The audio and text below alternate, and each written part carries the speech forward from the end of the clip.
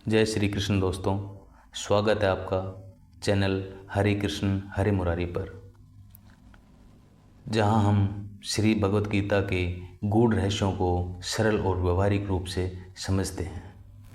हमारी पहली वीडियो का भरपूर प्यार और आशीर्वाद मिला, जिससे मोटिवेट होकर हमने दूसरी वीडियो बनाई है। आप सबका स्नेह आशीर्वाद यूं ही बना रहे। पहले की वीडियो में हमने कई किरदारों को देखा था, जैसे धृतराष्ट्र, उसका सचिव संजय, दुर्योधन, पांचों पांडव और भगवान स्वयं श्री कृष्ण और द्रोणाचार्य। आज हम गीता के पहले अध्याय अर्जुन विषाद योग के श्लोक 6 से 10 तक का विस्तार से चर्चा करेंगे। इन श्लोकों में महाभारत युद्ध के दोनों पक्षों के महान योद्धाओं का वर्णन आता है। यह केवल योद्धाओं की सूची नहीं है, बल्कि हर नाम के पीछे गहरे संदेश छुपे हुए हैं। इस चैनल पर सिर्फ गीता का सही उपदेश, उसका सही और सरल भाव आपको मिलता है।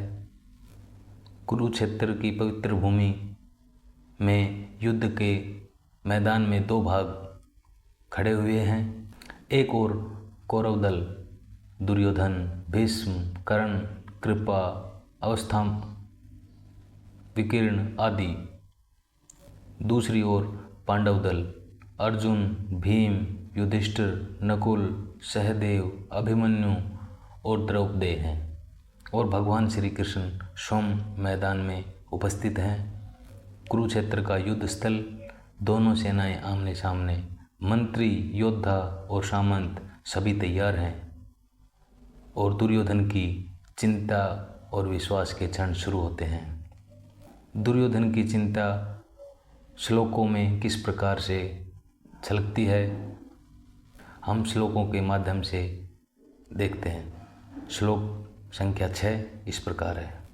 युधामन्युश्च विक्रांत उत्तमौजाश्च वीर्यवान् सौभद्रो द्रौपदेयाश्च शिरो एव महारथा। इसका हिंदी भाव यह है, युधामन्यु पराक्रमी उत्तमौजा वीर सौभद्र, सौभद्र यानी अर्जुन का पुत्र अभिमन्यु और द्रौपदी के पांचों पुत्र, ये सभी महारथी हैं। यहाँ दुर्योधन पांडव पक्ष के वीरों की गणना कर रहा है।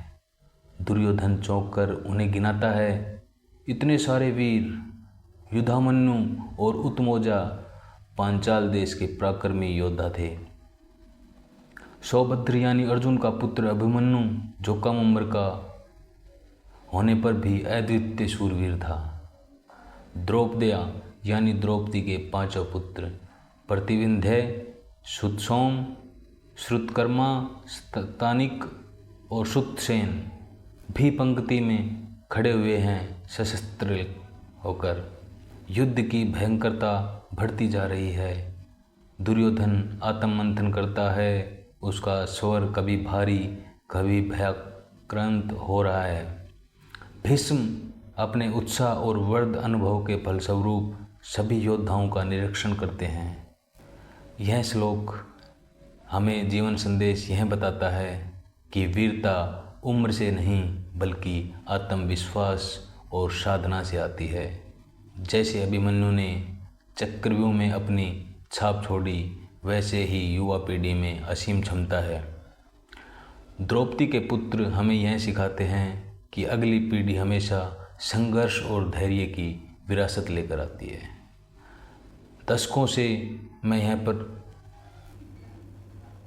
लिए घूम रहा हूँ कि क्या आपने कभी ऐसा अनुभव किया है कि किसी छोटे या युवा ने अपने साहस से सबको चौंका दिया हो। दर्शकों, आप कमेंट में ज़रूर बताएं कि क्या आपको भी किसी युवा ने के साहस ने से सबको चौंका दिया हो। आगे हम श्लोक संख्या 7 पर पहुंच गए हैं। श्लोक संख्या 7 इस प्रकार है। अस्माकं तु विशिष्टा ये तान्निबोध द्विजोतं नायिकामं सैन्यस्य संज्ञार्थ तान् ब्रवीमि ते। दुर्योधन द्रोणाचार्य से कह रहा है, हे ब्राह्मण श्रेष्ठ, अब आप हमारे पक्ष के प्रमुख सेनापतियों को जान लीजिए, जिन्होंने मैं आपके ज्ञानार्थ बताता हूँ। दुर्योधन ने पहले पांडव पक्ष की ताकत गिनाई थी, अब अपने पक्ष की विशेषताओं पर जोर देता है। यहाँ दुर्योधन की मनोवृत्ति झलकती है। वह जानता है कि पांडव पक्ष सशक्त है, इसलिए आत्मबल बढ़ाने के लिए अपने पक्ष के सेनानायकों की चर्चा करता है। दुर्योधन गर्व और स्पष्टता से अपने दल की महत्ता बताता है। योद्धाओं की सभा में गर्व है, पर जगह जगह डर भी उसके व्याख्यान में। यह श्लोक हमें यह सिखाता है कि संकट के समय केवल शत्रु की शक्ति देखना ही नहीं, अपनी क्षमता को भी पहचानना आवश्यक है। तुलना से डरना नहीं, बल्कि अपनी विशेषताओं को समझना ही सफलता की कुंजी है। 7वां श्लोक यहीं समाप्त होता है। अब हम 8वें श्लोक पर बढ़ते हैं, जो इस प्रकार है। भवान् भीष्मश्च कर्णश्च कृपश्च शमिस्तिञ्जय अश्वत्थामा विकर्णश्च सोमदत्ति सतथैव च। द्रोणाचार्य को बताता है दुर्योधन कि हमारे दल में आप सोम द्रोणाचार्य, भीष्म, कर्ण, कृपाचार्य, अश्वत्थामा, विकर्ण और भूरिश्रवा जो सोमदत्त का पुत्र, ये सब विजयी वीर उपस्थित हैं। यहाँ दुर्योधन अपने पक्ष के सबसे बड़े योद्धाओं के नाम गिनवाता है। अश्वत्थामा जो द्रोणाचार्य का पुत्र है, भीष्म पितामह हैं, गुरु द्रोण, कर्ण जैसे अपराज्य योद्धा उसके साथ हैं। विकर्ण जो दुर्योधन का भाई है। विकर्ण विशेष रूप से उल्लेखनीय है क्योंकि कौरवों में वे ही थे जिन्होंने द्रौपदी के चीरहरण का विरोध किया था। कर्ण अर्जुन का आधा भाई है क्योंकि वह कुंती के गर्भ से राजा पांडु के साथ विवाहित होने से पूर्व उत्पन्न हुआ था।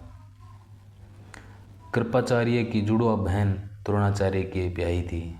यह श्लोक हमें यह जीवन संदेश देता है कि हर व्यक्ति का चरित्र अलग होता है, इवन एक ही परिवार में भी। विकिरण का उदाहरण हमें बताता है कि परिस्थितियों के दबाव में भी सत्य का साथ देना कितना साहसिक होता है। इस तरह 8वें श्लोक का समापन होता है। अब हम बढ़ते हैं 9वें श्लोक की तरफ। 9वां श्लोक इस प्रकार है। अन्ये च बहवः शूरा मदर्थे त्यक्तजीविता नानाशस्त्रप्रहरणा सर्वे युद्ध विशारदा। अब दुर्योधन बताता है, इसके अतिरिक्त भी बहुत से पराक्रमी योद्धा हैं जिन्होंने मेरी खातिर अपने प्राणों को अर्पित कर दिया है। वे सब प्रकार के अस्त्र शस्त्रों में निपुण और युद्ध कला में पारंगत हैं। दुर्योधन अपने सैनिकों की निष्ठा पर गर्व व्यक्त करता है। वह बताता है कि केवल बड़े नाम ही नहीं बल्कि असंख्य अनाम योद्धा भी युद्ध के लिए तैयार हैं। यह श्लोक हमें यह जीवन संदेश देता है कि किसी भी संस्था, परिवार या समाज में केवल नेता ही महत्वपूर्ण नहीं बल्कि वे अनाम लोग भी बहुत महत्वपूर्ण हैं जो निस्वार्थ भाव से अपना योगदान देते हैं। त्याग और निष्ठा ही किसी भी संगठन की असली शक्ति होती है। इस तरह हमें 9वें श्लोक का अर्थ, भाव, व्याख्या और संदेश ग्रहण किया। अब हम 10वें श्लोक की तरफ बढ़ते हैं। दुर्योधन बताता है, हमारी शक्ति श्लोक में इस प्रकार है। अपर्याप्तं तदस्माकं बलं भीष्माभिच्छितं पर्याप्तं में तेषा बलम भीमाभिर्चितम। दुर्योधन बताता है कि हमारी शक्ति अपरिमेय है और हम सब पितामह द्वारा भली भांति संरक्षित हैं, जबकि पांडवों की शक्ति भीम द्वारा भली भांति संरक्षित होकर भी सीमित है। यहाँ पर दुर्योधन ने तुलनात्मक शक्ति का अनुमान प्रस्तुत किया है। वह सोचता है अत्यंत अनुभवी सेनानायक भीष्म पितामह के द्वारा विशेष रूप से संरक्षित होने के कारण उसकी सशस्त्र सेनाओं की शक्ति अपरिमेय है। दूसरी ओर पांडव की सेनाएं सीमित है, क्योंकि उनकी सुरक्षा एक कम अनुभवी नायक भीम द्वारा की जा रही है, जो भीष्म की तुलना में नगण्य है। दुर्योधन सदैव भीम से ईर्ष्या करता था, क्योंकि वह जानता था कि यदि उसकी मृत्यु कभी हुई भी तो वह भीष्म के द्वारा ही होगी, किंतु साथ ही उसे दृढ़ विश्वास था कि भीष्म की उपस्थिति में उसकी विजय निश्चित है, क्योंकि भीष्म का कहीं अधिक उत्कृष्ट सेनापति है। वह युद्ध में विजयी होगा, यह उसका दृढ़ निश्चय था। यह श्लोक दुर्योधन की मानसिक स्थिति को दर्शाता है। वह भीष्म पितामह के होते हुए भी आत्मविश्वासहीन दिखाई देता है। भीम की शक्ति दुर्योधन को भयभीत कर रही है। यह श्लोक हमें यह जीवन संदेश देता है कि कभी कभी हमारी कमजोरी बाह्य संसाधनों में नहीं बल्कि आंतरिक भय में होती है। नेतृत्व केवल अनुभव पर नहीं, आत्मबल और मनोबल पर भी निर्भर करता है। यह श्लोक हमें चेतावनी देता है कि आत्मसंदेह ही सबसे बड़ा शत्रु है। इस तरह 10वें श्लोक का समापन होता है। इन 5 श्लोकों में हमने देखा कि गीता केवल युद्ध की कथा नहीं है, बल्कि यह जीवन प्रबंध की गहरी शिक्षा है। यहाँ दुर्योधन का भय, योद्धाओं की निष्ठा, विकर्ण का चरित्र और अभिमन्यु की युवा शक्ति सब जीवन के दर्पण हैं। हम सबके जीवन में भी भीष्म और भीम जैसी परिस्थितियाँ आती हैं, जहाँ हमें तय करना होता है कि डर के साथ जीना है या साहस के साथ आगे बढ़ना है। आपको आज के ये श्लोक कैसे लगे? इनमें से किस पात्र से आपको सबसे अधिक प्रेरणा मिलती है? अभिमन्यु, विकर्ण या भीष्म? कमेंट में ज़रूर लिखें। यदि आपको वीडियो अच्छा लगा हो तो इसे लाइक और शेयर करना न भूलें। एक लाइक हमें और मोटिवेट करेगा। अगले भाग में हम श्लोक 11 से आगे बढ़ेंगे।